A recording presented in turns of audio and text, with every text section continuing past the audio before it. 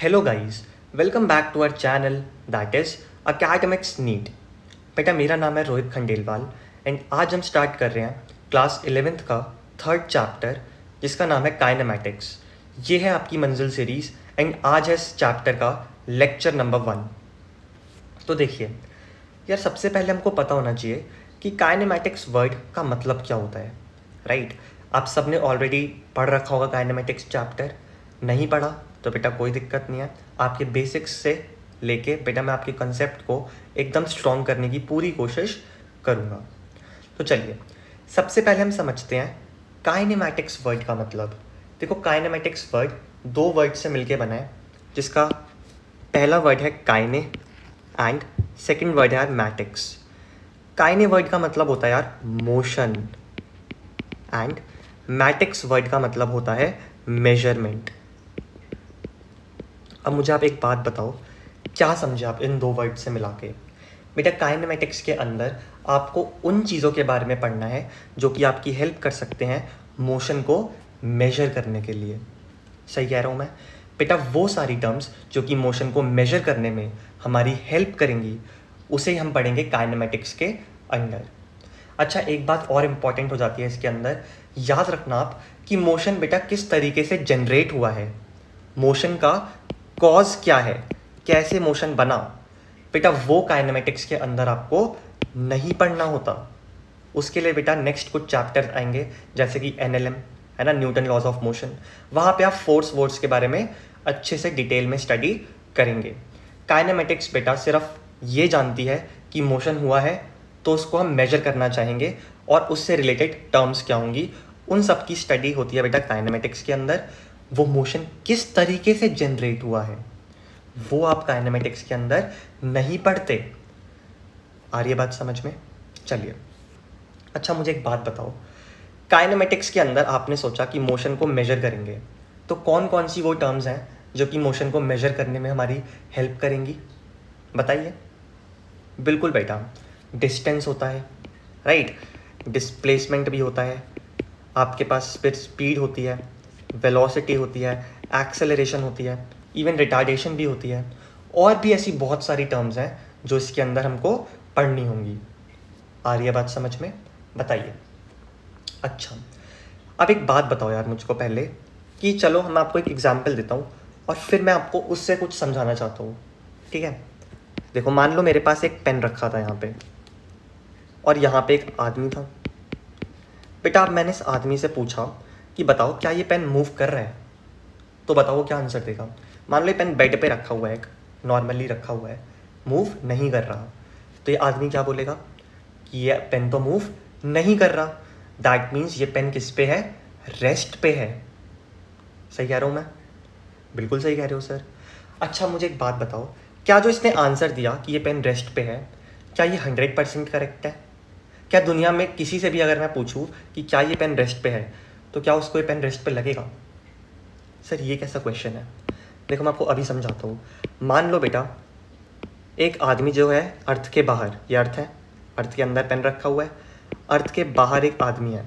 अब मैं इस आदमी से पूछूं बताओ क्या ये पेन रेस्ट पे है, तो बताओ ये क्या आंसर देगा? बेटा इस आदमी के लिए पेन रेस्ट पर नहीं है, मोशन में है। सर क्यों? बिकॉज बेटा अर्थ मोशन में है, अर्थ मूव कर रही है, तो उसके साथ साथ ये पेन भी मूव कर रहा है। दैट मीन्स बेटा पेन की पोजीशन इस आदमी के लिए क्या हो रही है? चेंज हो रही है। कुछ समझ में आ रहा है क्या कहना चाहता हूँ मैं? बेटा सिंस इस आदमी के लिए इस पेन की पोजीशन चेंज हो रही है, तो ये पेन किस पे आ गया? इस आदमी के लिए मोशन में आ गया। इस आदमी के लिए पेन किस पे था? रेस्ट पे था। सर ये तो आंसर ही बदलने लग गए हमारे। बिल्कुल बेटा, याद रखना जैसे जैसे बेटा आप ऑब्जर्वर को चेंज करोगे, देयर इज़ अ पॉसिबिलिटी कि आपका आंसर चेंज हो सकता है। बेटा यही एक कॉम्प्लेक्सिटी है मोशन की, यही एक कॉम्प्लेक्स चीज़ है बेटा काइनेमैटिक्स की। कुछ समझ में आ रहा है क्या कहना चाहता हूँ मैं? बताओ। देखो दैट मीन्स आपका, अगर आप किसी चीज़ को कह रहे हो कि कोई चीज़ रेस्ट पे है या कोई चीज़ मोशन में है, तो बेटा वो आंसर 100% करेक्ट नहीं है। ऐसा नहीं होगा बेटा कि वो हमेशा रेस्ट या मोशन आप एकदम सही बता रहे हो। दैट मीन्स, अच्छा एक बात मैं आपको और समझाना चाहता हूँ कि सिंस आंसर्स बेटा दूसरे दूसरे ऑब्जर्वर पे बदल सकते हैं। तो बताओ मोशन एक एब्सोल्यूट टर्म है या रिलेटिव टर्म है? देखो रिलेटिव का मतलब कि आपके पर्सपेक्टिव में आंसर कुछ और है और किसी और इंसान के पर्सपेक्टिव में आंसर कुछ और है। जैसे इस आदमी के पर्सपेक्टिव में आंसर था रेस्ट और इस आदमी के पर्सपेक्टिव में आंसर था मोशन। दैट मीन्स बेटा रेस्ट एंड मोशन दोनों ही क्या है? रिलेटिव टर्म है। दूसरे दूसरे इंसान के ऊपर इसका आंसर रिलेट कर जाएगा। सर एब्सोल्यूट टर्म क्या होता है? बेटा एब्सोल्यूट टर्म होता है, जैसे एक एग्जांपल देता हूँ मैं आपको, कैपिटल जी की वैल्यू। क्या आपको पता है कैपिटल जी की वैल्यू कितनी होती है? नहीं भी पता तो कोई नहीं, 6.67 इंटू 10⁻11 ये वैल्यू होती है कैपिटल जी की। अब याद रखना बेटा, चाहे आप इसको अर्थ के सरफेस पे देखो, सन के सरफेस पे देखो, मून के सरफेस पे, या फिर बेटा आप अर्थ से बाहर निकल जाओ, वहाँ देखो, स्पेस से देखो, कहीं भी चेक कर लो, कहीं भी यूनिवर्स के किसी भी कोने में आप जी की वैल्यू चेक कर लो, वो चेंज नहीं होगी। दैट मीन्स कैपिटल जी की जो वैल्यू है वो एक एब्सोल्यूट वैल्यू है, वो रिलेट नहीं कर रही। ऐसा नहीं कि किसी और इंसान के लिए कुछ और वैल्यू है और किसी दूसरे इंसान के लिए कैपिटल जी की वैल्यू कुछ और है। नो बेटा, इट्स अ फिक्स्ड वैल्यू। बाकी बेटा आप इस वैल्यू के बारे में और पढ़ेंगे जब हम ग्रेविटेशन वाला चैप्टर पढ़ेंगे। क्या आपको समझ में आ रहा है कि एब्सोल्यूट वैल्यू क्या होती है, रिलेटिव वैल्यू क्या होती है? बताइए, है ना? तो अब मुझे एक बात बताओ, मोशन क्या है? एब्सोल्यूट वैल्यू है या रिलेटिव वैल्यू है? बताइए। बिल्कुल बेटा, motion is a relative term, right, and not an absolute term. वो एब्सोल्यूट टर्म नहीं है। क्लियर हो रही है आपको ये वाली बातें? बताइए। चलिए सर, एक दिक्कत और भी है हमको, बताओ क्या दिक्कत है? सर इस आदमी की वजह से आंसर था रेस्ट, इस आदमी की वजह से आंसर था मोशन। सर अगर हमसे मान लो कोई एमसीक्यू पूछे तो सर वो तो हमारा डिपेंड कर जाएगा कि हमने कहाँ से देखा, ऑब्जर्वर कौन था उसका। बिल्कुल, तो सर आंसर तो रेस्ट भी हो सकता है, मोशन भी हो सकता है। अब कुछ बच्चों का आंसर रेस्ट आएगा, कुछ बच्चों का आंसर मोशन भी आ सकता है। तो सर ये तो आंसर डिफरेंट होने लग गए। बिल्कुल बेटा, ये दिक्कत बेटा फिजिक्स है ना में हमेशा रहेगी, अनटिल एंड अनलेस बेटा आप ऑब्जर्वर को क्या कर दें? फिक्स कर दें। अगर मैं कह दूं कि नहीं, सबको आंसर इसी ऑब्जर्वर की को देख कर देना है, तो क्या सबका आंसर रेस्ट आएगा? बिल्कुल सही बात है सर। अगर मैं कह दूं कि नहीं, सबको आंसर इस ऑब्जर्वर के नज़रिए से देना है, तो सबका आंसर आएगा मोशन। तो बेटा ऑब्जर्वर को फिक्स करना क्या है? ज़रूरी है। कुछ समझ में आ रहा है? यस सर, थोड़ा बहुत। बेटा अगर मैं ऑब्जर्वर को फिक्स कर दूँ ना, तो मेरा आंसर फिक्स हो जाएगा। ये वाली बात तो आई होप आपको समझ में आ रही होगी। सही है, चलो मैं आपको कुछ और एग्जांपल्स देता हूँ। ऑब्जर्वर के बारे में हमने बात करी, तो बेटा ऑब्जर्वर किस तरीके से बिहेव करता है, पहले तो हम उस चीज़ को समझते हैं। देखिए, मान लो बेटा एक ट्रेन आ रही थी, यहाँ पे प्लेटफॉर्म पे एक आदमी खड़ा है और ये कोटा स्टेशन है। ये ऑब्जर्वर है, मान लो जो ट्रेन चला रहा है या जो ट्रेन में बैठा है, वो हमारा क्या है? ऑब्जर्वर। तो अब मुझे एक बात बताओ, इस आदमी से अगर मैं पूछूंगा क्या हो रहा है, तो ये क्या बोलेगा? कि कोटा स्टेशन आ गया। क्या यही चीज़ बोलेगा? अब मुझे एक बात बताओ, सच्ची में कौन आया है? आदमी कोटा पे आया है या कोटा आदमी के पास चलकर आया है? बिल्कुल सही बात है बेटा, आदमी कोटा आया है। लेकिन बेटा सिंस आदमी क्या था? ऑब्जर्वर था। तो बेटा ऑब्जर्वर हमेशा एक ही कोशिश करता है कि वो अपने आप को रेस्ट पे माने और उसके बाद वो आंसर दे। तो देखो इसने क्या कहा, इसने अपने आप को रेस्ट पे मान लिया और इसने बोला कि कोटा आ रहा है, और इसने कोटा को मूव करवा दिया अपनी तरफ। क्लियर है ये चीज़? सिमिलरली बेटा मान लो जो आदमी प्लेटफॉर्म पे था, ये वाला आदमी, अगर मैं इसको ऑब्जर्वर मान लूँ, तो इसको ऑब्जर्वर मान लिया, तो ये अपने आप को क्या बोलेगा? कि भाई मैं तो रेस्ट पे हूँ। ये बोलेगा ट्रेन आ रही है। कुछ समझ में आ रहा है क्या कहना चाहता हूँ मैं? तो बेटा हर ऑब्जर्वर कोशिश करता है कि वो अपने आप को किस पे मान ले? रेस्ट पे मान ले, और उसके बाद बेटा वो मोशन को मेजर करने की कोशिश करता है। क्लियर हो रही है ये चीज़? बताइए। बिल्कुल सर, क्लियर हो गई। सर लेकिन ये तो आपने कहानियों के टर्म्स में बता दिया। सर फिज़िक्स के न्यूमेरिकल्स के अंदर कहानी थोड़ी यूज़ होगी। बिल्कुल सही बात है। तो सर वहाँ पे हम कैसे मेजर करेंगे इन सारी चीज़ों को? बिल्कुल बेटा, तो देखो वहाँ पे मेजर करने के लिए बेटा आपको यूज़ करना पड़ेगा कोऑर्डिनेशन एक्सिस का। इसे कहते हैं बेटा हम कार्टेशियन सिस्टम। मैंने आपको ऑलरेडी बेटा बेसिक मैथ्स के अंदर ये पढ़ा रखा है, राइट। तो देखिए हमारे पास 3 एक्सेस होते हैं, X axis, Y axis and Z axis. बेटा आपको पता है इसमें से 2 एक्सेस प्लेन में होते हैं। अगर देखो वाई और एक्स बेटा ये प्लेन में है ना, तो जेड एक्सेस बेटा इस प्लेन से बाहर निकलता हुआ होगा। सर मतलब बेटा सिंपल है, आपकी कॉपी का जो पेज है उसमें ये वाला एक्सेस कौन सा है, वाई एक्सेस, ये वाला एक्सेस कौन सा है, एक्स एक्सेस। बेटा अगर आप इसके ऊपर एक पेन रख दो, ऐसे खड़ा करके रखना पेन, ठीक है, ये कॉपी का पेज है, इसके ऊपर ऐसे खड़ा करके पेन रख दो, तो जो ये वाला एक्सेस होगा बेटा ये हो जाएगा आपका जेड एक्सेस। क्लियर है। वैसे मैं आपको ऑलरेडी एक्सेस के बारे में समझा चुका हूँ। अब ध्यान से सुनना मेरी बात। देखो एक टर्म होती है जिसका नाम होता है frame of reference. Frame of reference का मतलब बेटा सिंपल सा यही है, ऑब्जर्वर, कि आप बेटा मोशन को कहाँ से ऑब्जर्व करना चाहते हो, उसी पॉइंट को आप कह देते हो फ्रेम ऑफ रेफरेंस। ठीक है, मेरी बात समझ में आई। देखो मान लो बेटा एक पार्टिकल पी था, उसके बेटा कुछ एक्स वाई और जेड क्या थे बेटा, आपके कार्टेशियन पॉइंट्स थे, कोऑर्डिनेट पॉइंट्स। कोई दिक्कत? सर इसका मतलब बेटा सिंपल सा यही है कि पी में कितना चला वो, पी में चला वो एक्स, ठीक है, और बेटा जो पार्टिकल पी है वो वाई में कितना चला, वाई में वो चला वाई, देखो वाई है ना यहाँ पे, इसलिए कह रहा हूँ मैं।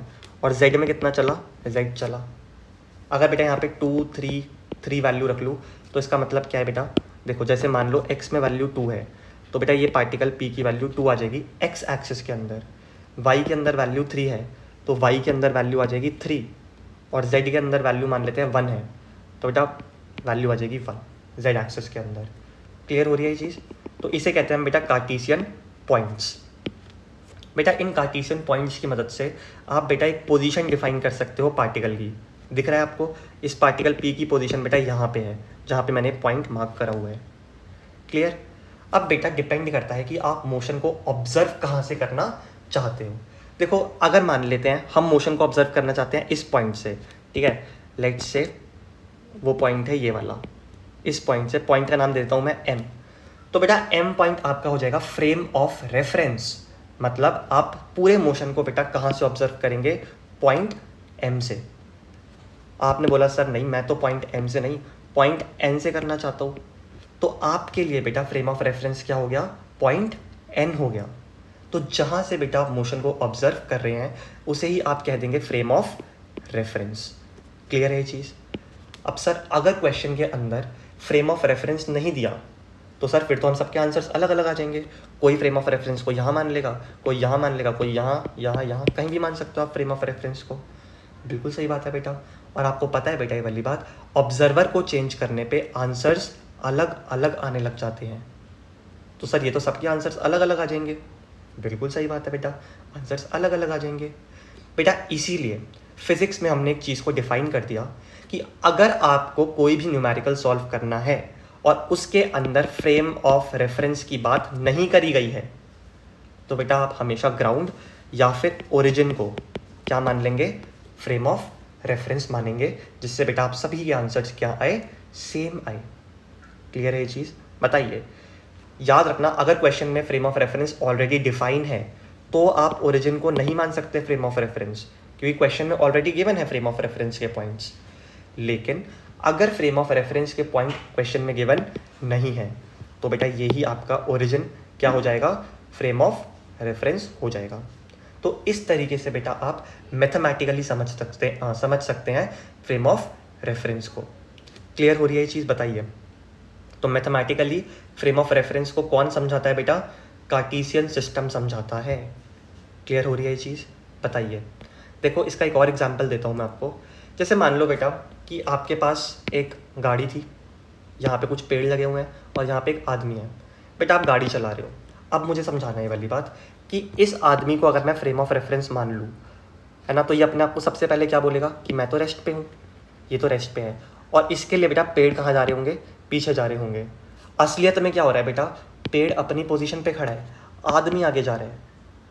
तो बेटा इस आदमी के लिए बेटा ये पेड़ क्या है, मोशन में है, क्योंकि पेड़ पीछे जा रहा है। इवन ये आदमी भी इस आदमी के लिए ये वाला आदमी भी पीछे जा रहा है। दैट मीन्स ये वाला आदमी भी क्या है, मोशन में है। लेकिन बेटा अगर मैं इस आदमी से पूछूँ तो ये बोलेगा कि कार तो किस में है, मोशन में है। क्यों? बिकॉज कार आगे आ रही है। लेकिन पेड़ क्या है बेटा, इसके लिए स्टिल खड़ा हुआ है, पेड़ मूव नहीं कर रहा। दैट मीन्स पेड़ इसके लिए क्या है, रेस्ट पे है। देखो इस आदमी के लिए पेड़ किस पे था, मोशन में था, और ये वाला आदमी भी मोशन में था। इस आदमी के लिए पेड़ था रेस्ट पे और ये कार थी रेस्ट सॉरी मोशन में। सही है। तो देखो पेड़ के लिए देखो, एक आदमी के लिए आंसर मोशन आया था, एक आदमी के लिए आंसर रेस्ट आया था। तो बेटा फ्रेम ऑफ रेफरेंस की इंपॉर्टेंस समझ में आ रही है। बेटा अगर आप डिफाइन कर दो फ्रेम ऑफ रेफरेंस को तो बेटा आपका आंसर फिक्स हो जाएगा। आपने बोला कि ये आदमी आपकी फ्रेम ऑफ रेफरेंस है, दैट मीन्स ये आदमी अब क्या है, ऑब्जर्वर है। तो अब दुनिया में किसी से भी पूछ लो, है ना, चाहे आप आंसर दो या कोई और आंसर देगा, वो इस आदमी के लिए आंसर देगा। तो वो बोलेगा कि पेड़ किस में है, रेस्ट में है, और गाड़ी किस में है, मोशन में है। आ रही है बात समझ में? तो फ्रेम ऑफ रेफरेंस का इस्तेमाल करके क्या होता है बेटा, आपके आंसर्स फिक्स हो जाते हैं। क्लियर हुआ आपको फ्रेम ऑफ रेफरेंस? तो देखिए, अच्छा मैं आपको एक और चीज़ समझाना चाहता हूँ बेटा, मोशन और रेस्ट। देखो याद रखना, मोशन बेटा आप तभी कह सकते हो किसी पार्टिकल का जब टाइम के साथ साथ बेटा ये सिस्टम के पार्टिकल्स कोऑर्डिनेट के पार्टिकल्स क्या हो जाए, क्या बोल रहा हूँ मैं, पार्टिकल के कोऑर्डिनेट्स क्या हो जाए बेटा, चेंज हो जाए। क्लियर है चीज़? सर कुछ समझ नहीं, आपने कन्फ्यूज़ कर दिया। देखो मैं आपको समझाता हूँ। मान लो बेटा पहले पार्टिकल था x2 में, y3 में और z0 में, मतलब z एक्सिस उसका नहीं है, वो सिंपल 2D मोशन कर रहा है। सर ये ना समझ आता नहीं है इतने अच्छे तरीके से बेटा, मैंने इसीलिए 2 एक्सिस ही लिया है, z एक्सिस को मैंने अभी गायब कर दिया। देखो मान लेते हैं बेटा ये वैल्यू 1 है x के अंदर, ये 2 है, ये 3 है, ठीक है। y के अंदर ये 1 है, 2 है और ये है 3। क्लियर? अब एक बात बताओ, पार्टिकल के पोजीशन पॉइंट्स क्या है, 2 और 3। तो x में कितना है, 2, x में 2 है और y में है 3। तो देखो 2 और ये 3, तो यहाँ पे आ जाएगा ये वाला पॉइंट, ये। तो पार्टिकल P है इस पॉइंट पे। क्लियर? अब बेटा मुझे एक बात बताओ, इन तीनों एक्सिस के अंदर बेटा कोई एक पॉइंट भी अगर चेंज हो गया ना, तो बेटा पार्टिकल P की पोजीशन बदल जाएगी। देखो पहले पार्टिकल P की पोजीशन ये थी, सही है, जहाँ पे मैंने पॉइंट लगा रखा है वो। अब मान लेते हैं बेटा मैंने कह दिया कि कोऑर्डिनेट्स चेंज हुए 1,3,0 हो गए। अब बताओ आंसर क्या आ जाएगा? देखो 1 और 3, तो बेटा यहाँ पे आ जाएगा पार्टिकल। क्या पोजीशन चेंज हुई? बिल्कुल हुई। और बेटा मैंने आपको ऑलरेडी ये चीज़, मतलब आपको ऑलरेडी पता होगी बेटा ये चीज़, कि अगर बेटा किसी पार्टिकल की पोजीशन चेंज हो जाए, अगर किसी पार्टिकल की पोजीशन चेंज हो जाए तो दैट मीन्स वो किस में है, मोशन में है। टाइम के साथ साथ देखो ये मेरे पड़ोसी है भाई, सुबह 4 बजे मैं वीडियो रिकॉर्ड कर रहा हूँ एंड ये लोग लड़ते ही रहते हैं, पता है मैं सच बता रहा हूँ। इसी वजह से बहुत बार मैं वीडियो रिकॉर्ड ही नहीं कर पाता, और कभी कभी बनी बनाई वीडियो में बहुत एडिटिंग करनी पड़ती है। पता नहीं क्यों इतना शोर मचाते रहते हैं हमारे लोग। चलो छोड़ो, थोड़ा सा इग्नोर करना प्लीज़। देखिए मैं क्या कह रहा था, पहले पॉइंट P यहाँ थे, मैंने बेटा एक कोऑर्डिनेट चेंज किया, देखो पूरा पोजीशन बदल गई। तो बेटा वही मैं आपको समझाना चाहता हूँ कि अगर पार्टिकल की पोजीशन बेटा टाइम के साथ साथ चेंज हो जाए, दैट मीन्स बेटा पार्टिकल किसके अंदर है, मोशन के अंदर है। क्लियर हो रही है ये वाली चीज़? बताइए। तो एक बॉडी के रिस्पेक्ट में, मतलब एक ऑब्जर्वर के रिस्पेक्ट में अगर पोजीशन वेक्टर चेंज हो जाए, पोजीशन वेक्टर मतलब समझ जाओ, अगर किसी पार्टिकल P की पोजीशन चेंज हो जाए, दैट मीन्स बॉडी किस में है, मोशन में है। और अगर मान लो ये एक्स वाई जेड के पॉइंट्स चेंज ना हो टाइम के साथ साथ, दैट मीन्स बेटा पोजीशन बदल ही नहीं रही बॉडी की। और अगर पोजीशन नहीं बदलेगी बॉडी की तो क्या होगा बेटा, बॉडी रेस्ट पे रहेगी। तो यही चीज़ बेटा मैंने अपने शब्दों में लिख दी। तो काइनेमेटिक्स क्या लिखा है, study of motion without considering it's cause. हम कॉज के बारे में बेटा काइनेमेटिक्स के अंदर नहीं पढ़ते। आगे क्या है, आगे है फ्रेम ऑफ रेफरेंस। देखो मैंने आपको अभी अभी समझाया, किसी भी बॉडी का मोशन बेटा सिर्फ तब होगा जब उसकी पोजीशन चेंज होगी with respect to some other body. किसी दूसरी बॉडी के रिस्पेक्ट में बेटा अगर एक बॉडी की पोजीशन चेंज हो रही है तो ही क्या होगा बेटा, आप बोल सकते हो कि मोशन हो रहा है। अब फ्रेम ऑफ रेफरेंस क्या होता है बेटा, इट इज़ द रेफरेंस, ये वो जगह है बेटा जहाँ से बेटा पार्टिकल की पोजीशन या फिर मोशन को ऑब्जर्व या फिर डिफाइन करेंगे। फ्रेम ऑफ रेफरेंस कौन सी जगह है, जहाँ से बेटा आप मोशन को होता हुआ देख रहे हैं। बेसिकली आप ऑब्जर्वर कह सकते हो, जहाँ से बेटा मोशन को ऑब्जर्व कर रहे हो, उसे हम कहते हैं फ्रेम ऑफ रेफरेंस। और जैसा कि मैंने आपको बताया था कि अगर बेटा आपको फ्रेम ऑफ रेफरेंस नहीं गिवन तो आप ग्राउंड को ही या फिर ओरिजिन, है ना, ओरिजिन मतलब 0,0,0 इन पॉइंट्स को ही बेटा कंसिडर करेंगे एज फ्रेम ऑफ रेफरेंस। सो यार ये लेक्चर में हमने अच्छे तरीके से समझ लिया कि फ्रेम ऑफ रेफरेंस क्या होता है। बहुत ही बेसिक लेक्चर था और मैं आपको सही बता रहा हूँ, पूरे कॉन्सेप्ट बेटा बच्चों के हिले होते हैं फ्रेम ऑफ रेफरेंस के, और इसीलिए उनको रिलेटिव मोशन आगे जाके समझ नहीं आता। मैं सही बता रहा हूँ, बहुत बच्चे स्किप कर चुके होंगे पहली वीडियो को, इवन दूसरी को भी कर देंगे, क्योंकि दूसरी में हम पढ़ेंगे रेस्ट एंड मोशन के बारे में, तो उनको लगता है वो भी आता है। तीसरी भी शायद कर देंगे, डिस्टेंस एंड डिस्प्लेसमेंट वाली। तो बेटा सच बता रहा हूँ, भले ही इसके नोट्स मत बनाओ अगर आपको लग रहा है कि मुझे अच्छे तरीके से आता है, लेकिन एक बार वीडियो ज़रूर देखो, ठीक है। बाकी तो यार मैं यही कहूँगा, नोट्स भी बनाने बहुत ज़रूरी हैं, ठीक है। बार बार रिवाइज़ करें चीज़ों को, तभी नीट में सिलेक्शन होता है। शॉर्टकट से बेटा आप नीट में सिलेक्शन नहीं पा सकते, ठीक है। स्मार्ट स्टडी में डिफरेंस होता है, शॉर्टकट में डिफरेंस होता है। चीज़ों को छोड़ना इज़ शॉर्टकट, स्मार्ट स्टडीज़ एक बार पढ़ लिया, आपको लगता है कि ये कॉन्फिडेंस है, आपको समझ आ गई है वो चीज़, तो उस पर नेक्स्ट टाइम थोड़ा कम टाइम इन्वेस्ट किया, ठीक है। इसी तरीके से बेटा नीट में आप सिलेक्शन पा सकते हैं। तो चलिए यार ये लेक्चर हम एंड करते हैं, एंड मिलते हैं नेक्स्ट लेक्चर के अंदर। तब तक आप अपना ध्यान रखिएगा, बाय।